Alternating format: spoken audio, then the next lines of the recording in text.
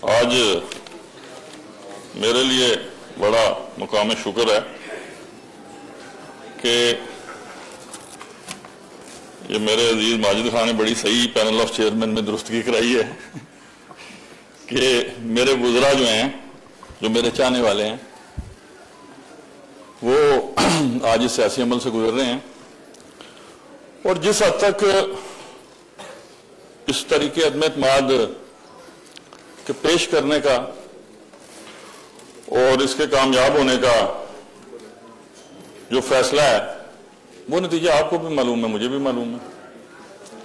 अच्छा, अगर ये दोस्त मुझसे मशवरा कर लेते तो शायद ये तकरीर का मौका ना आता, लेकिन कुछ चीज उन्हें रिकॉर्ड का हिस्सा बनना होता है। अब ये जिस मेरे अजीज ने ये लिखा है कि आईनी नजरियाती जमहूरी ढांचे को एक अकेला आदमी नुकसान पहुंचा गया है, अब मैं उसकी अकल में उसको दाद दूं या मातम करूं? अच्छा, जो सियासी कारकुन है और जो सियासी कारकुन का बेटा है उसका अंदाज मुख्तलिफ होता है। ये इस अवाम की सबसे बड़ी खूबसूरती है। इधर आने जाने में तो ये तो म्यूजिकल चेयर का घेरा लगा रहेगा। अब इस पे अगर मैं मुफस्सल इज़हार ख्याल करूं तो क्या करूं? ना ये मुझसे नजरें मिला पाएंगे ना मैं इनसे मिला पाऊंगा, जबकि ताल्लुक अजीजदारी बाहर सूरत आज भी मुकद्दम है। ये मेरी काबीना के वजीर हैं, तो उस पर तो मैं कोई बात करना नहीं चाहता, जो करनी थी कर दी। जो डिफरेंस है लिखने का या पढ़ने का, या जिसको मैं कहता हूं बुनियादी सियासी कारकुन, आज नामजद कायदे अवान का इस्तीफा मैं देख रहा था, बड़े बाप का बेटा है, बखिदमत जनाब चौधरी अनवारुल हक वज़ीर आज़म आज़ाद हुकूमत रियासत जम्मू कश्मीर। ये कासिम साहब आपके लिए उन्वान इस्तीफा, और मजे की बात है ये इस्तीफा हैंड राइटिंग से है। वो तो तरीके में दसत देना सारे काल छोड़े, मंदा कोई नहीं लिखी किस है। ये तो जिसने लिखा है उसने अपने कलमी लिखा है। अस्सलाम वालेकुम, जनाबे वाला की सरबराही में कायम इत्तेहादी हुकूमत में मुझे पाकिस्तान पीपल्स पार्टी की नुमाइंदगी करते हुए बतौर वज़ीर हुकूमत काम करने का मौका मिला। इस दौरान मैंने हत्तल मकदूर कोशिश की कि आजाद कश्मीर के मसाइल के हल के लिए अपना किरदार भरपूर तरीके से अदा करूं, जिसकी मैं तईद करता हूं। अब जबकि पाकिस्तान पीपल्स पार्टी ने जनाब के खिलाफ तरीके में पेश किया तो मैं बतौर MLA इस तरीके का हिस्सा हूं। बिल्कुल दुरुस्त है, 100% ठीक बात है। लिहाजा मैं अपने ओहदे से मुस्ताफी होने का ऐलान करता हूं। कितनी खूबसूरत जामे तहरीर है। जरूर हमने हर काम में बैड टेस्ट पैदा करना होता है। अक्सरियत पूरी हो गई, जाने वाले को चले जाना चाहिए। अच्छा, अब आया मैं क्यों? ये 2-3 बातें रिकॉर्ड का हिस्सा लेने चाहिए। हम सारे चले जाएंगे, आधे से ज्यादा हम 50+ पे हैं, कुछ 60 कुछ 70+ पे। ये रिकॉर्ड आने वाली नस्लें देखेंगी।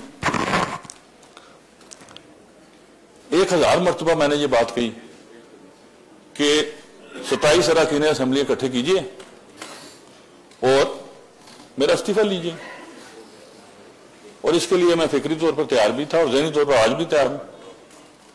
आज भी मैं ऐलान कर दूं कि मैं बतौर वज़ीर आज़म आज़ाद कश्मीर मुस्ताफी होने का ऐलान करता हूं, तो उसके बाद क्या हाल होगा? फिर पर 15 दिन के लिए और लग जाएगी। जब ये 27 अरकान पूरे हो गए तो मैं मुंतजिर रहा कि दूल्हे का नाम तो बता दो यार, कौन है? अच्छा, वो तो इसका एक सियासी पहलू है। इसमें एक और इंतहाई खतरनाक पहलू भी है जिसकी आज मैं आपकी तरफ तवज्जो दिलाना चाहता हूं। क्योंकि मेरा जो करीबी दोस्त है, दोस्त तो मैं फिर भी कहूंगा, सारी उम्र कहूंगा, पता नहीं अब माने या ना माने, मुसरूफ ने कहा कि जी 27 पूरे हो गए, मैं क्यों इस्तीफा दूं, वो क्यों नहीं देते? अच्छा, अब आप चूंकि आइन ये राय साहब बारीकी से पढ़ते हैं, किताब इन्होंने सामने खोली हुई है, वज़ीर आज़म ने इस्तीफा दे दिया, ठीक। उसके बाद आपके उम्मीदवार का फैसला नहीं होता, मैं बिटवीन द लाइंस बड़ी बारीक बात करने लगूं और वज़ीर आज़म फौत हो जाता है, फिर क्या होगा? पता है राय साहब आपको? किताब में लिखा ना क्या होगा? तो वो मेरी जिम्मेदारी अकेले की तो नहीं थी कि आईनी निजाम को लेकर आगे चलना है।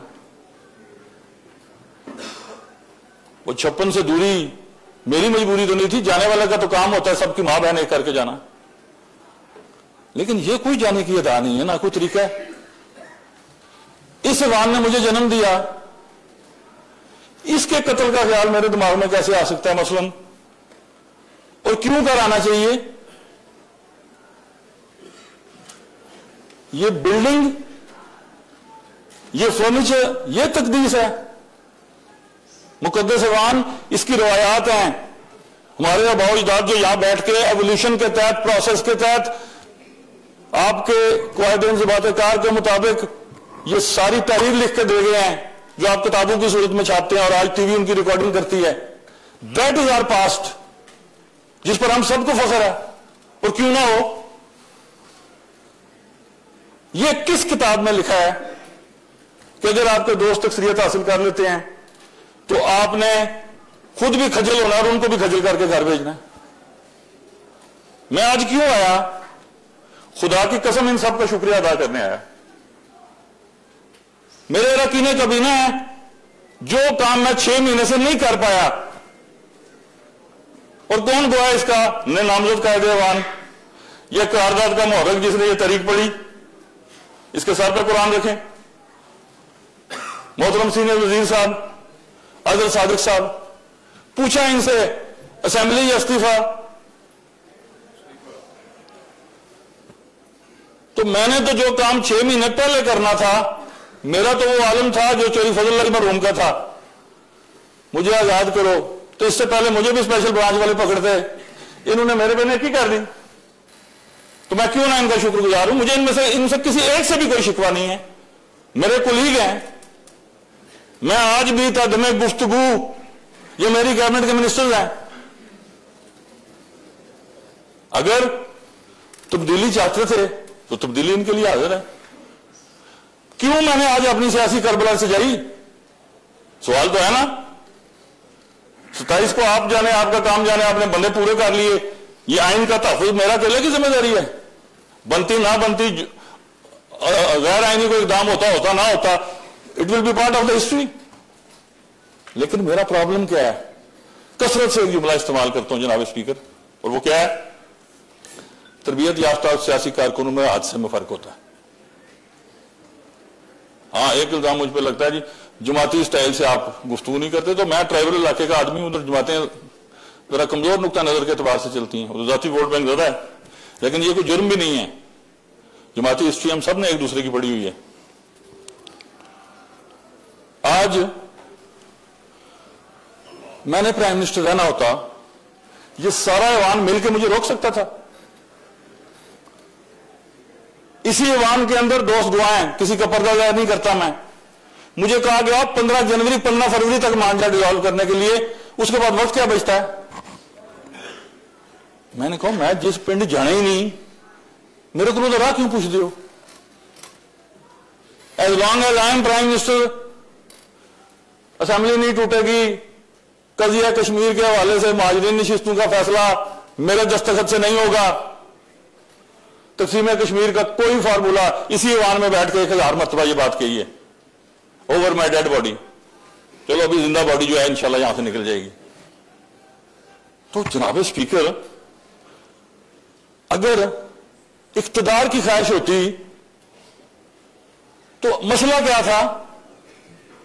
एक जिसका राय साहब अक्सर जिक्र करते होते हैं, मैन्युफैक्चरिंग फॉल्ट। वो मैन्युफैक्चरिंग फॉल्ट पैदाइश से लेकर कब्र तक आपके साथ जाता है, और वो क्या है कि जमहूरी रवायात को अगर हमने खुद कत्ल करना है तो फिर बानिया पाकिस्तान की तस्वीर के नीचे हमारी तबाही की इबारत लिखने से हमें कोई नहीं दूर कर सकता। एक प्रोसेस है, मैं मसलन यहां ना भी आता, इसको ना फेस करता, ये गिनती फिर भी होनी थी। ये 2 जुमले अगर ये दुरुस्त करके लिख लेते तो मैं ना आता।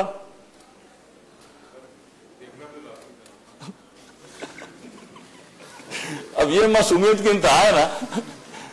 अच्छा, अब इस अदम एतमाद के कामयाब होने के बाद इनके वालिद का, मेरे वालिद का, इन सब के अजीजों का, ये दो दो तीसरी नस्लें बैठी हुई हैं, ये जो है अयूब का मेरा रिश्ता खत्म हो जाएगा। दीवान साहब, आपने मिलना मुकर जाना इसके बाद। तो क्या है, 70-75 साल की एवरेज जिंदगी है जिस नबी पाक सल्लल्लाहु अलैहि वसल्लम के मानने वाले हैं। 63 साल की उम्र में विसाल फरमा गए, पर्दा फरमा गए।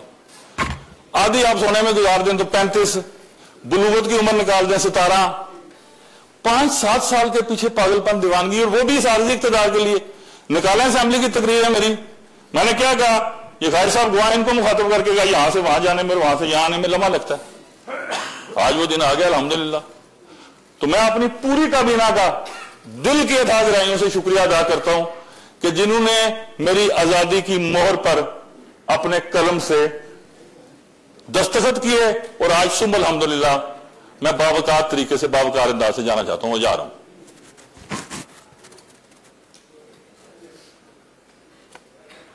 जनाबे वाला, एक चीज मैं रिकॉर्ड का हिस्सा रखना चाहता हूं। मेरे लिए मेरी 55 साल की जिंदगी का सबसे मुश्किल तरीन दिन और रात, अच्छा इत्तेफाक ऐसा है कि उसका भी कायदे नामजद कायदे रवान कर्नल साहब, अजहर साहब और ये कासिम मजीद गवाह है। यहां पे नेपाल की फिल्में चल रही थी, आप सब ने देखा, राय साहब ने भी देखा, और इन्होंने किसी टीवी इंटरव्यू में भी फरमाया कि गनें तैयार थी। वो वक्त देखा मैंने। मुझे ये कहा गया कि असेंबली से पीसी पे जाना, बख्तरबंद में ना ले चलें। तो सियासी कारकुन के तौर पर तो मैं उस दिन मर गया अगर मैं बख्तरबंद में बैठ के जाता। मैं कहा यार कोई खौफ खुदा करो इंतजामिया को, सर चार्ज क्राउड है, डंडे हैं, राइफलें हैं। और मैं कहा जी इसी तरह लिखीजिए, इसी तरह जाएंगे। चेहरा छुपाना हमने अपने लोगों से, क्यों, जुर्म क्या किया है?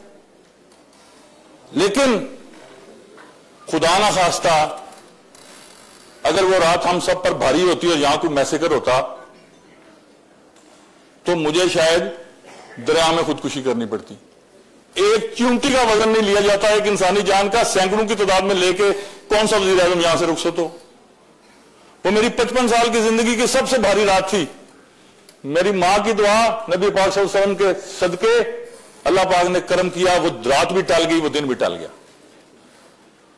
और जो चीज मैंने एहसास की थी इसकी बुनियाद पर मैं जाना चाहता था, नहीं जा पाया। अब इतना सादा तो मैं नहीं हूं कि मुझे नहीं पता कि ये क्या हो रहा है या ये अचानक आ गई है। इसी ईवान में मेरे अजीज मौजूद हैं जिनको मैंने बुरका पे नहा के सेक्रेटरी के दफ्तर के बाहर खड़ा किया था कि कहीं असेंबली ना तोड़ दें। ये हाजी साहब जानते हैं वारदात सारी को। ये दुनिया की वाहिद अदम एतमाद है जो पहले ऊंट पर चली फिर पैदल आती गई, और ये सारे मौज करते रहे, और ये असेंबली ना तोड़ने की सारी भारी जिम्मेदारी और सारा दबाव मुझे अकेले पे डाल के ये सारे एंजॉय कर रहे थे। और मैंने एक दो अपने दीदी से पूछा जो मैं भन छोड़नी जो बंदे ने पुत्र पढ़ो गैर भी करो, कौन सा वक्त का इंतजार करते हैं आप? हद है अब दबाव बर्दाश्त करने की। नहीं तो गल की है, मैं कहूं गलते रहना जो सारी उम्र हो पेश करो। और मैं आपको आशा व गल्ला बताता हूं, जब ये 2:26 पर पेश हुई, पहला जुमला शुक्र अल्हम्दुलिल्लाह।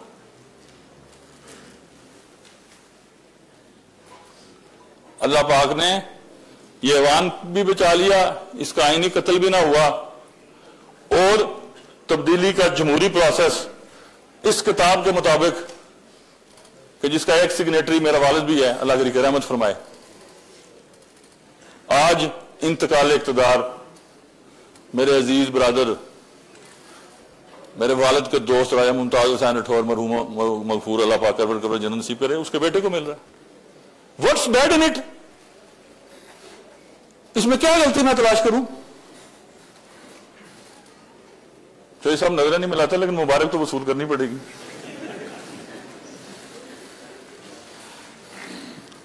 तो जनाबे वाला, एक तो अल्लाह पाक ने मुझ पर यह करम किया कि मैं बच गया इस अजाब से कि वायलेंट मॉब को रियासतें कंट्रोल एक ही तरीके से करती हैं, मुज़ाकरात नाकाम हो तो फिर ताकत का इस्तेमाल होता है, और वो दाग धब्बे आपकी कई नस्लों पर रहते हैं। इतनी इक़्तिदार की भारी कीमत अगर आपका ज़मीर जिंदा हो वो नहीं अदा की जा सकती। दूसरा मामला,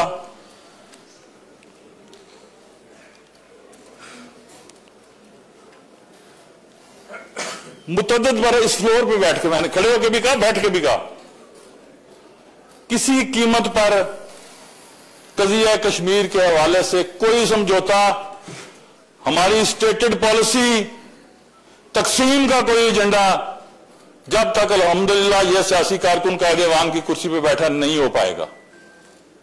मेरा अपना नुक्ता नजर है, और आज अल्हम्दुलिल्लाह आजाद कश्मीर की सारी सियासी क़यादत ये मानती है कि यह मामला महाजरीन नशिस्तों का नहीं है। अगर फर्द की बात हो तो on a very lighter note, ये जो मेरे महाजरीन दोस्त है मैं खुद ज़िबा करूं, मैं ना किसी ने नहीं लिया, तो बात जरूर करानी है, मैंने कहा ऑन अ लाइटर नोट। लेकिन सवाल यह है कि बात इनकी नहीं है, इनके अबाव इजदाद के आने वाली नस्लों की है, और इस कज़िया कश्मीर की है। आज आवाज़गी के हाथों इस तहरीक को ही सवालिया निशान बनाने की कोशिश की जाए और हम सारे खामोश रहें। जिनके अबाव इजदाद ने आग और खून के दरिया अबूर किए हैं, उनके बारे में यह गुफ्तगू की जाए कि उन्हें नुमाइंदगी का हक नहीं है। और अगर उस डॉक्यूमेंट पर मैं दस्तखत करता, वो भी मेरी सियासी और अखलाकी मौत होती, या मेरा वजीर करता, गुजरात को लाए थे। और उसी की कीमत थी कि अगर उसी जुमले पे मुज़ाकरात नाकाम होने थे, और ये वो सारी गुफ्तगू है जिसके यानी शायद इस ऐवान के अंदर बैठे हुए हैं, बाहर से किसी को नहीं बुलाना मैंने। तो कज़िया कश्मीर के हवाले से भी मालिक ने मेरे पे करम किया, जो स्टेटस को मुझे मिला मैंने उसमें कोई कमी नहीं आने दी। इतना जरूर किया कि नरेंद्र मोदी को भी ललकारा, उसकी पूरी हुकूमत को भी ललकारा, उसकी कीमत भी दी, बोल के ये बात कही कि ये फितना खारिज नहीं है, फितना हिंदुस्तान है। इस खाकसार के पहले जुमले पर ये जुमले तब्दील हुए, और रिकॉर्ड ने ये बात सुनी, तारीख ने, कि मैंने ये कहा कश्मीर हाउस में बैठ के कि अगर नहीं बाज आओगे बलूचिस्तान को ब्लीड करने से तो लाल किले से लेकर कश्मीर के जंगलों तक तुम्हें घुस के मारेंगे। और अल्लाह के फजल करम से इस गुनाहगार के लफ्जों की अल्लाह पाक ने हुर्मत रखी। चंद दिनों बाद हमारी मुसल्लह अफवाज ने, हमारे शाहीनों ने अंदर घुस के मारा, और ऐसा मारा आज तक तैयारों की गिनती पूरी नहीं हुई। उसके बाद दूसरे बॉर्डर पर शरारत शुरू की गई। 4000 जवानों की शहादतें और इतने 400 अफसरों की शहादतों के बाद अगर मुसल्लह अफवाज पाकिस्तान के किरदार के ऊपर कोई मनफी गुफ्तगू करेगा तो उसका जवाब इसी तरह लाजिम है जिस तरह फर्ज नमाज है। जहां पे कौमों ने अपने दिफा को कमजोर किया है, गजा से लेकर आज आप सूडान तक की हालत देख लें, इंसानियत की वो तजलील हुई है कि खुदा की पनाह। यह सियासत और आईनी निजाम तो जब बचेगा जब जोग्राफियाई और नजरियाती सरहदें बचेंगी। यह मेरा बयानिया है, आज से है, जब इस ऐवान का रुकन 2006 में बना था उस वक्त से है। तहरीक आजादी कश्मीर के हवाले से बरमला यह बात कहता रहा, मुमलिकत खुदादाद पाकिस्तान के 24 करोड़ गयूर अवाम,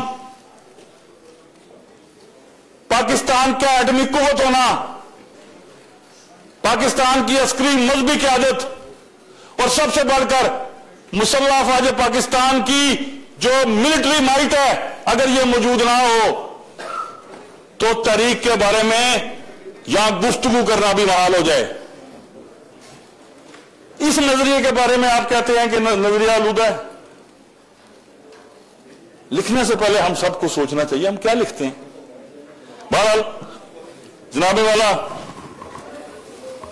इस मौका पर हुर्रियत कॉन्फ्रेंस के रहमायदीन का मैं खुसूसी शुक्रिया अदा करना चाहता हूं, सफी साहब का, बाकी सब दोस्तों का, हमसे 100 गुना ज्यादा तकलीफ में सालों पर मुहित महाजरत का सफर और दर्द वो जानते हैं।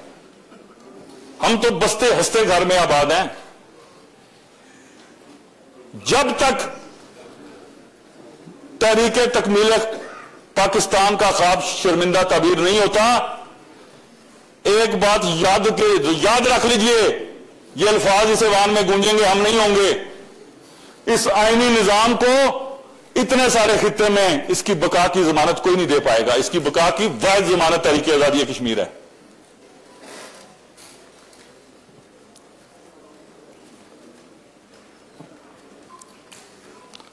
इस मौके पर मैं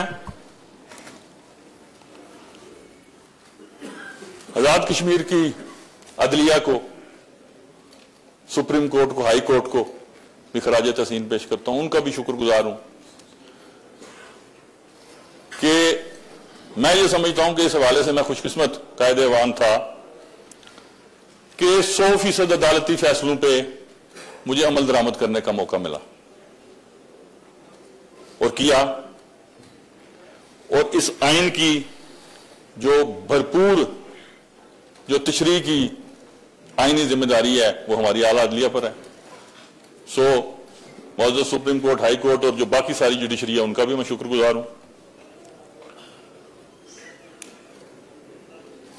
ये बात आप लोगों ने सुनी, मैंने भी अपने कानों से सुनी कि मेरी शायद किसी सख्ती की वजह से जो मेरे ब्यूरोक्रेट्स हैं इनके दिलों में कोई परेशानी या नाआसूदगी का कोई पहलू है।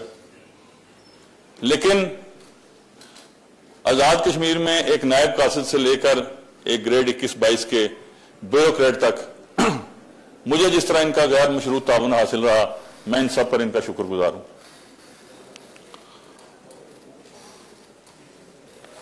जनाब स्पीकर, आपकी ज़ेरे क़यादत इस ऐवान में बतौर कायदे ऐवान मैंने जितने दिन बसर किए, आपकी सरपरस्ती का, ऑपोजिशन लीडर का, साबिक वज़ीर आज़म का, इस ऐवान के तमाम दोस्तों का बतौर रुकने असेंबली शुक्रगुजार हूं कि इनकी रहनुमाई मुझे मुसलसल दस्तयाब रही। आजाद कश्मीर की तमाम वकला तंजीमों का, सहाफती तंजीमों का, सिविल सोसाइटी का मैं दिल की अथाह गहराइयों से शुक्रिया अदा करता हूं कि उनकी गालिब अक्सरियत मुझे हमेशा कलमात खैर से नवाजती रही। आजाद कश्मीर के आवाम का शुक्रिया अदा करता हूं कि 2 साल और 6 माह, तकरीबन पौने 7 माह उन्होंने मुझे बर्दाश्त किया।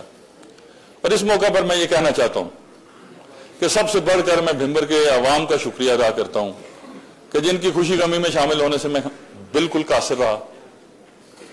वो हल्का इंतखाब जिन्होंने मुझे 10 साल बाद ऑपोजिशन में रखते हुए आजाद कश्मीर में सबसे ज्यादा वोटों से नवाजा, मैं शायद उनकी तवक्कुआत पे पूरा नहीं उतरा, लेकिन ये मैंने उनसे ये गुफ्तगू, ये वादा लिया था कि जब मैं आजाद कश्मीर का कायदे ऐवान मुंतखब हो गया हूं वजीर आजम, तो फिर आपको इस दूरी की कीमत देनी है। और वो अल्हम्दुलिल्लाह उन्होंने बड़ी खंदा पेशानी से दी, उनका भी मैं शुक्रगुजार हूं। जनाबे वाला, आज मुझे कोई रवायती जुमला नहीं कहना। मैं पूरी खुशदिली से, पूरी दिल जमी से,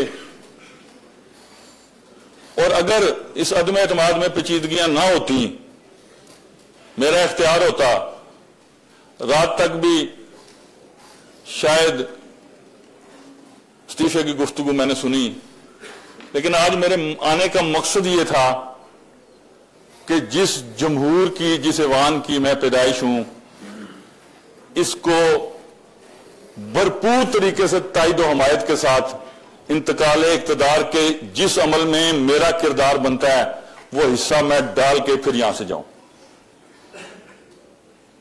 और मैं अर्ज करता चलूं, मैं कर्ज नहीं रखता।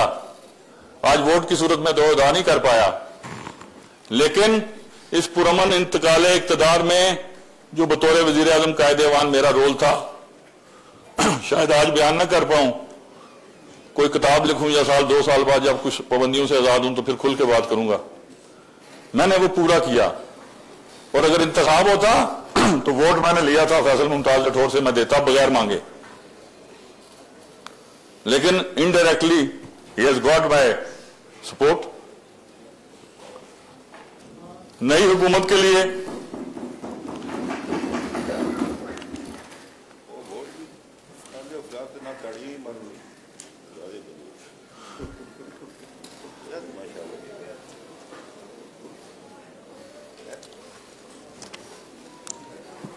जनाब स्पीकर, मैं आज अपना आईनी फरीजा अदा करते हुए और अपनी आईनी जिम्मेदारियों से बतौर वजीर आजम इसका इख्तिताम, इस पर मैं सिर्फ एक कलमा हक बावाज़ बुलंद कहना चाहता हूं। मेरे मालिक तेरा शुक्र है, शुक्र अल्हम्दुलिल्लाह, शुक्र अल्हम्दुलिल्लाह, शुक्र अल्हम्दुलिल्लाह। मेरी तमाम तर नेक तमन्नाएं इस हुकूमत के लिए हैं। ऑपोजिशन में जो तमीरी किरदार है वो हम अदा करेंगे।